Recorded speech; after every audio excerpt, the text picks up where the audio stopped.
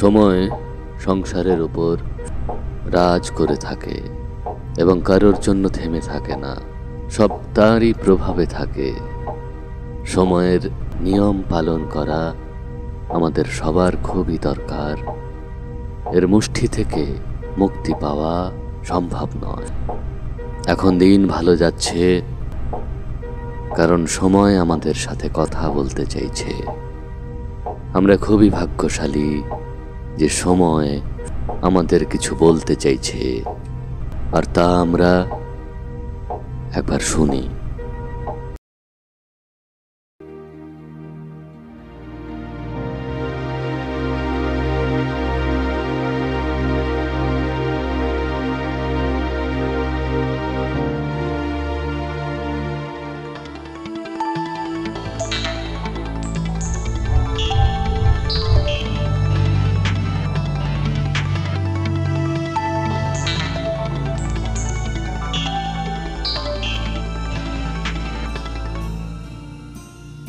আমরা সৌধ করেছি, রচনা করেছি, অণু পরমাণুর বিভাজন করতে করতে অনেক দূর চলে গেছি। আজ চাঁদের ওপরও আমাদের অধিকার স্থাপন করে ফেলেছি। বিজ্ঞানের সাহায্যে জীবনের নানা চমৎকারও দেখিয়েছি। ভূমণ্ডলের প্রতিটি বস্তু শতপ্রধান থেকে ক্রমে তমপ্রধানে পরিবর্তন হয়ে থাকে। এটাই প্রকৃতির শাশ্বত নিয়ম।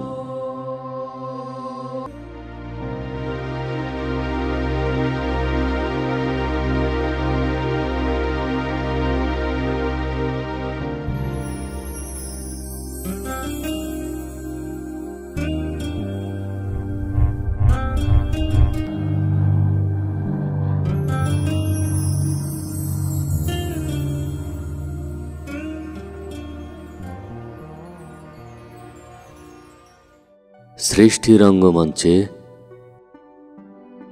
এই সময়টি ছিল সবথেকে সমৃদ্ধশালী।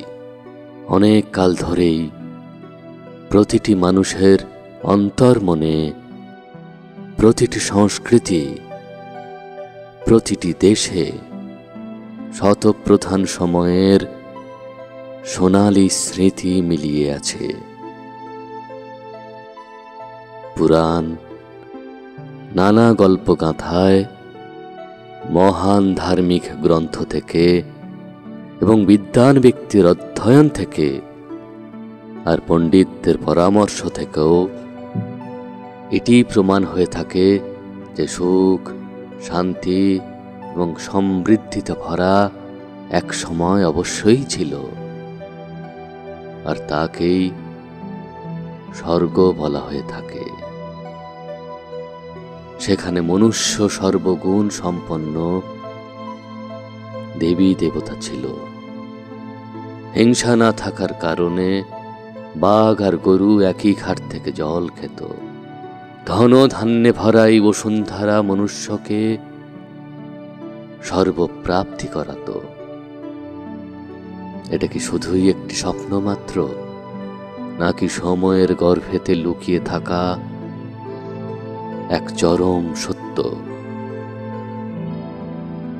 প্রতিটি আত্মার মধ্যে স্বর্গের জ্ঞান এক অদৃশ্য রূপে রয়েছে। সোনালী যুগের যে সময় এবং মানুষের মনে যে সদ্ভাবনা ছিল, তা ধীরে ধীরে হয়তো হারিয়ে গিয়েছে, কিন্তু আমাদের মানস পট থেকে একেবারে চলে যায়নি। স্বর্গ, বহিস্ত, প্যারাডাইস, জান্নাত ইত্যাদি নামে জেনে থাকার সময় মানব ইতিহাসে এক অকল্পনীয় সময় ছিল।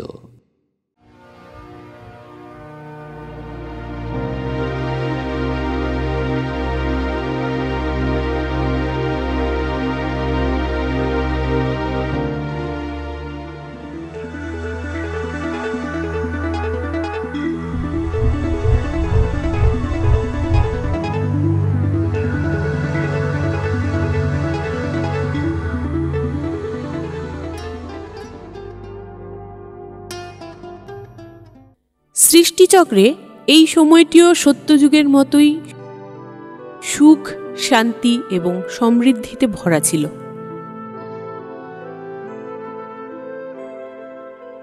এই সময়টিকে রজতযুগ বা চন্দ্রকালও বলা হতো।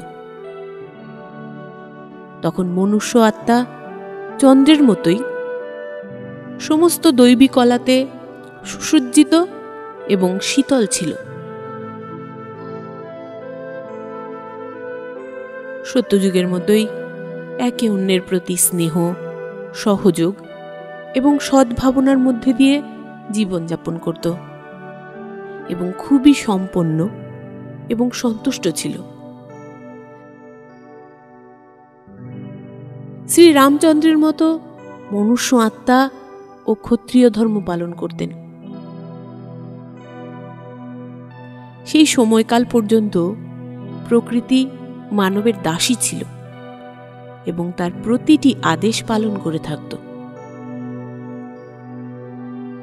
তখনও চাঁদ তারা এবং 5 তত্ত্ব নিয়মের মধ্যে থেকেই বিচরণ করত। মানব জীবনের মর্যাদা পালন করার সাথে সাথে এক অদ্ভুত আনন্দও উপভোগ করত। সুখ, শান্তি এবং পবিত্রতা প্রতিটি মনুষ্য আত্মার মধ্যেই ছিল। ভাই ভাইয়ের মধ্যে অগাধ প্রেম ছিল। সংসার এমন ছিল যেন বিশ্ব বন্ধুত্বের একই সূত্রে বাঁধা এক পরিবার। ভূমণ্ডলের ওপরে মানব সভ্যতার বিস্তার ধীরে ধীরে বেড়ে চলেছিল, কিন্তু মানব জাতির আচরণ খুবই শালীন এবং উত্তম ছিল।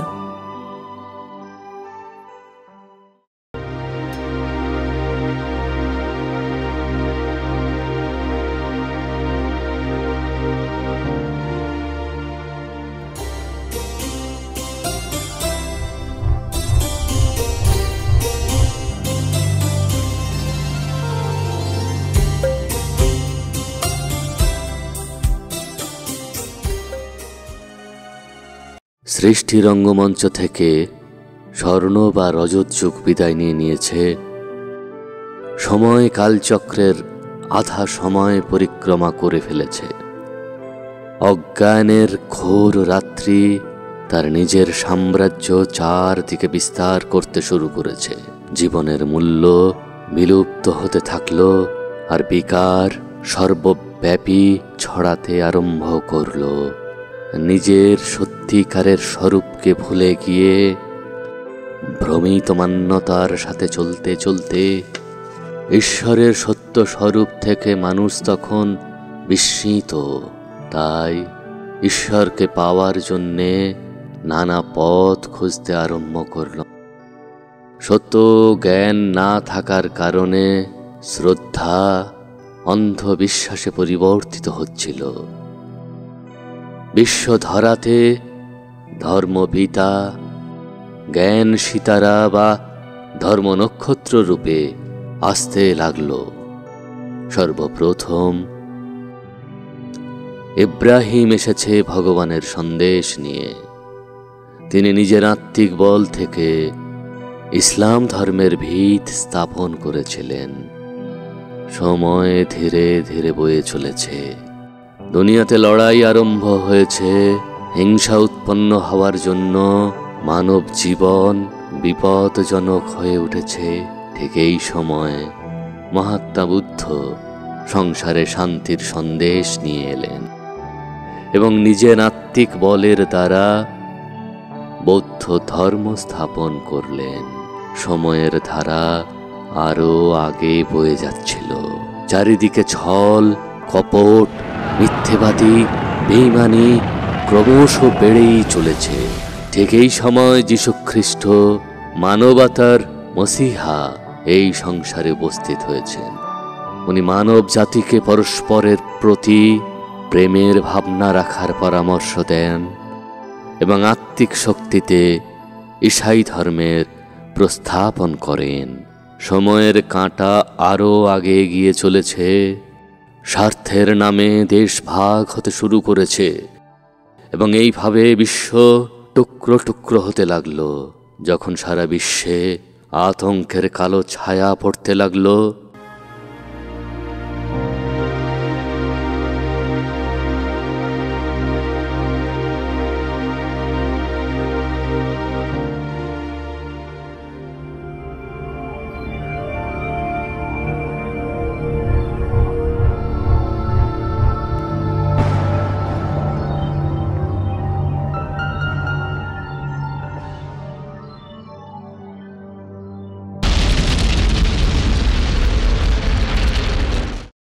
কালচক্রের এটাই হচ্ছে একেবারে অন্তিম সময়। এখন কোনো মানুষই সুরক্ষিত নয়, আপনার পরিবারও নয়। দিন প্রতিদিন নতুন নতুন রোগের সৃষ্টি হচ্ছে, আর লক্ষ লক্ষ লোক অসুস্থ হয়ে মারা যাচ্ছে। দুনিয়া বিজ্ঞানের পরাকাষ্ঠা চাকচিক্য থেকে ভ্রমিত হয়ে যাচ্ছে, প্রকৃতি পরিশ্রান্ত হয়ে যাচ্ছে, এবং লোক নিজের লোকের মধ্যে থেকেও নিজেকে একা অনুভব করছে। এই জীবন এখন আপনার শরীর এবং হাব ভাব আর শৈলী হয়ে আছে। এক সমূহের লোক অন্য লোককে হিংসা করে এবং একে অন্যের নিন্দা চর্চা করতে থাকে। প্রতিটি দেশ নিজেদের মধ্যে যুদ্ধ করার জন্য প্রস্তুত হয়ে আছে। একসাথে কোটি কোটি লোকের জীবন নাশ করার জন্যেও অস্ত্র শস্ত্র বোম তৈরি হয়ে আছে। এক সময় এমন ছিল যখন প্রতিটি বিষয়ের ওপর মানুষের নিয়ন্ত্রণ ছিল, কিন্তু আজ আপনার নিজের মনের প্রতি নিয়ন্ত্রণ নেই, আপনার নিজের ওপরেই আপনার নিয়ন্ত্রণ নেই। এই সময়ে আপনার মন অনবরত চাপ সৃষ্টি করে থাকছে, নিজের মনের শক্তি হারিয়ে ফেলছেন আপনি। আপনি ঈর্ষা, দেশ, ঘৃণা, হিংসা, শত্রুতা ইত্যাদির মধ্যে ঘিরে রয়েছেন। এই সংসার আগে ফুলের বাগান ছিল, আর এখন কাঁটার জঙ্গল হয়ে আছে। যেখানে স্বর্গ ছিল সেখানে নরক হয়ে গেছে। সংসার নিজের এক কাল চক্র পুরো শেষ করে এখন লৌহ যুগে এসে পরিণত হয়েছে। দীপ নিভে গেছে তার, চারিদিকে অন্ধকার ছেয়ে আছে।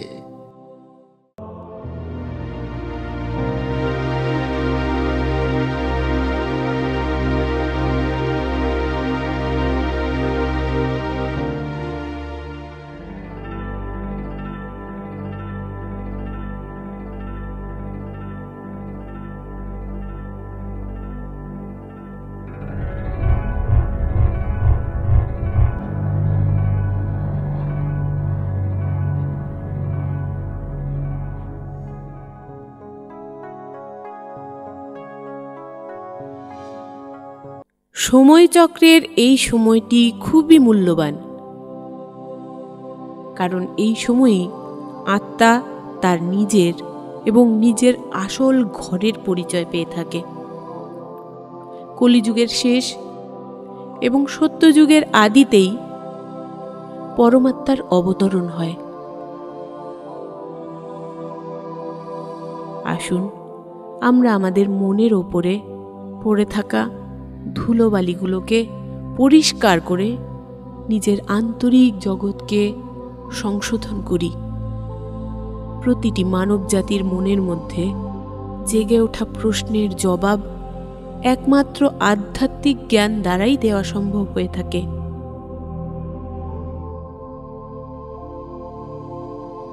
আমি কে? আমার সন্তুষ্টতা কেন নেই? জীবন কি? পরমাত্মা কে? ইত্যাদি। এখন যদি জিজ্ঞাসা করা যায়, আপনি কে? তো আপনার শরীরের নাম বলা হয়ে থাকে।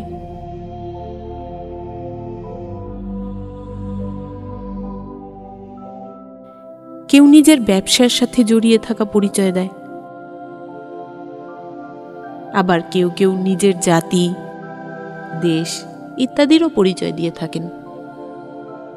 কিন্তু আমাদের পুরনো সত্য জ্ঞান আমাদের এই শিক্ষা দিচ্ছে যে আমি আসলে একজন আত্মা। প্রকৃতির মাঝখানে অতি উজ্জ্বল জ্যোতির্বিন্দু, এক অসীম শক্তির অধিকারী, যাকে শরীর ধারণ করে নেই, কিন্তু এই অসীম শক্তিরূপী আমি আত্মা শরীর ধারণ করে আছি। যখন আমাদের এই শরীর পুরনো জর্জরীভূত হয়ে যায়, তখন আত্মা পুরনো শরীর ছেড়ে নতুন শরীরে প্রবেশ করে। আমি আত্মা অবিনাশী এবং অমর, শরীর বিনাশ হয়ে যায়।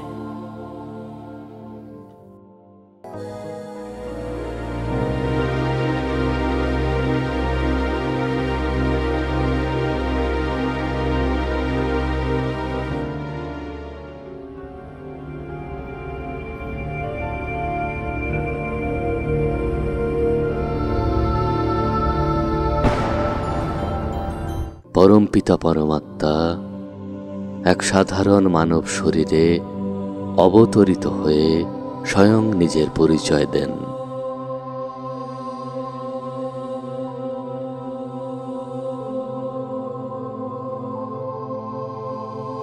নিজানন্দ স্বরূপম শিবোহম শিবোহম জ্ঞান স্বরূপম শিবোহম শিবোহম প্রকাশ স্বরূপম শিবোহম শিবোহম।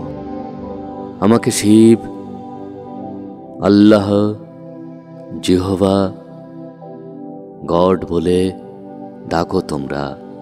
আমাকে পাওয়ার জন্য মন্দির, মসজিদ, চার্চ নির্মাণ করেছ, নানা তীর্থযাত্রা, জপ তপ, পূজা পাঠ ইত্যাদির মধ্যে দিয়ে আমাকে খুঁজে বেরিয়েছ তোমরা, কিন্তু আমাকে সাধারণ চর্মচক্ষুতে দেখা যায় না।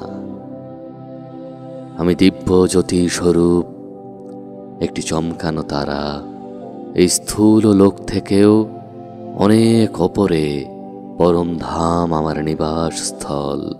তোমরাও আমার সাথে এই অখণ্ড শান্তিধামে নিবাস করতে।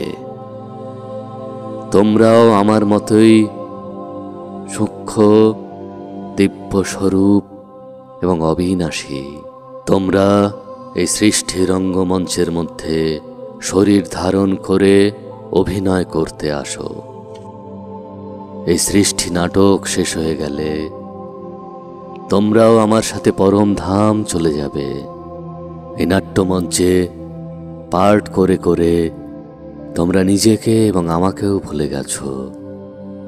সৃষ্টি নাটকে শুধুমাত্র একবার আমি অবতরণ করে তোমাদের অজ্ঞানতা এবং মোহ থেকে মুক্তি দিতে আসি। আমি সদা মুক্ত, সদা পবিত্র, সদা আনন্দপূর্ণ, সদা প্রেমময়। আমি সর্বগুণের সাগর, আমি সর্বশক্তিমান এবং বিশ্ব কল্যাণকারী, এবং তোমরাও আমার মতোই শক্তিশালী। নিজের মন বুদ্ধিকে আমার প্রতি একাগ্র করলে একেবারে আমার কাছে চলে আসবে। এই প্রাচীন জ্ঞান, যার মধ্যে পরিবর্তনের শক্তি রয়েছে, এটি বহুদিনের আশার তেজ কিরণ। এ কোনো রহস্যময় নয়, না কোনো দুর্বোধ্য বিষয়। শুরু করতে যে চায় তার কাছে এর প্রবেশদ্বার খোলা, কারণ এই জ্ঞান মানব সম্প্রদায়ের জন্মসিদ্ধ অধিকার। স্বপরিবর্তন থেকে বিশ্ব পরিবর্তনের শুভারম্ভ হয়।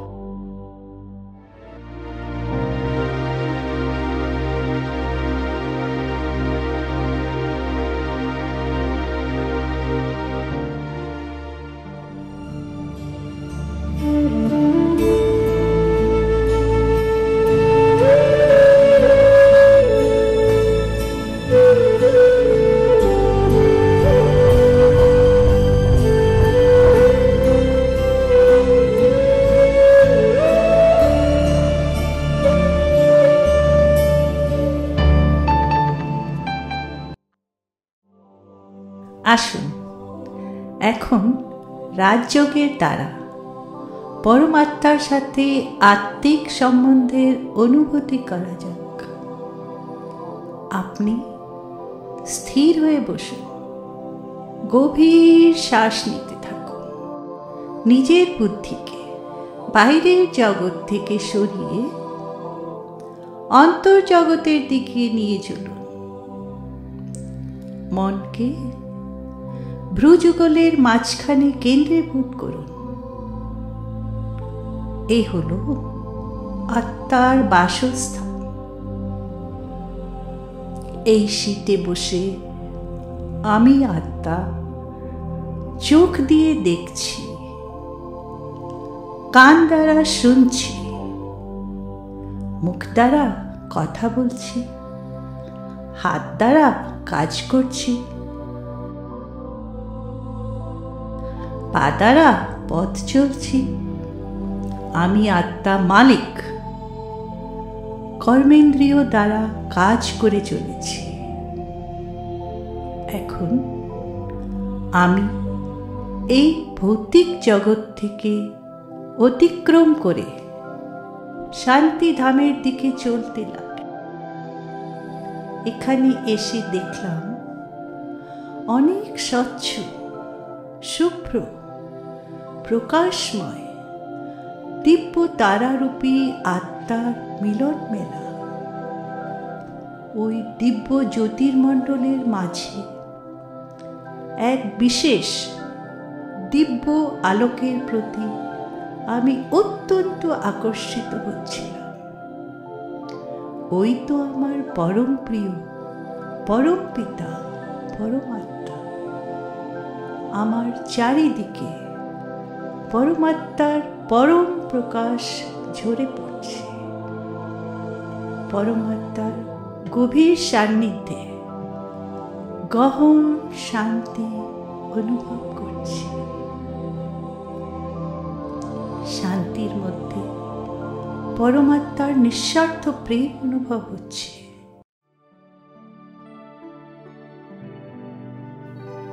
যে প্রেম বহু প্রতীক্ষিত, অথচ ওই প্রেম এখনোই আমি প্রাপ্ত করছি পরমাত্মা থেকে। আমি নিজেকে অত্যন্ত শক্তিশালী অনুভব করছি।